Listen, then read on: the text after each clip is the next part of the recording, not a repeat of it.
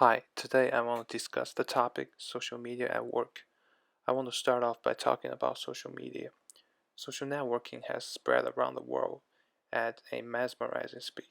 In countries such as Britain, the United States, Spain, Russia, and even China, about half of the people all around the world are now using Facebook, Twitter, Instagram, and similar websites. These sites are also popular in many low-income countries where once people have access to the internet, they always tend to use it for social networking. It seems like that social media is somewhat inevitable. There are people who despise social media at work, and there are people who promote it. Yes, you can argue that having social media at workplace could be really distracting, and it could also be distracting the work efficiency of employees. But I believe that an organization should definitely stay in current trend and embrace the fact that social media is somehow unstoppable. There are a lot of advantages when a company promotes social media at workplace, such as morale, communication, skill building, collaboration, networking, advertising, and social research.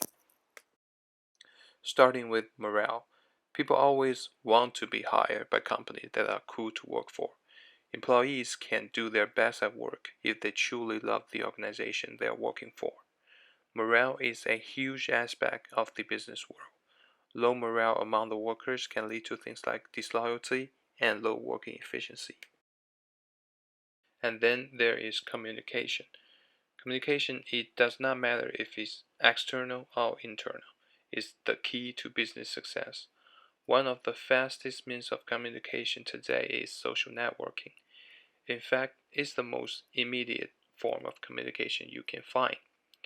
Your employees will have to be communicating with the outside world, but many of those people on the outside world are mostly consumers and potential clients. Skill building is also very important. You want your organization and your employees at the forefront of that trend or at least stay in it. At some point, your employees may have to use social networking to market and to sell your product. Allowing them to use it on a daily basis will ensure that they are social media savvy without the need for training. It really is a win-win situation for the organization.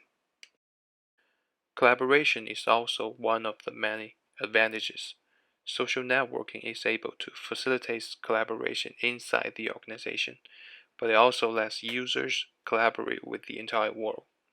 Our employees can always refresh their knowledge through social media. Our organization and our employees can work in perfect harmony by enhancing collaboration through social networking. Even employees can also feel free to connect with each other whenever they want. We're using social media to enhance the relationships among employees as well. Last but not least is networking. We want both our employers and employees to network.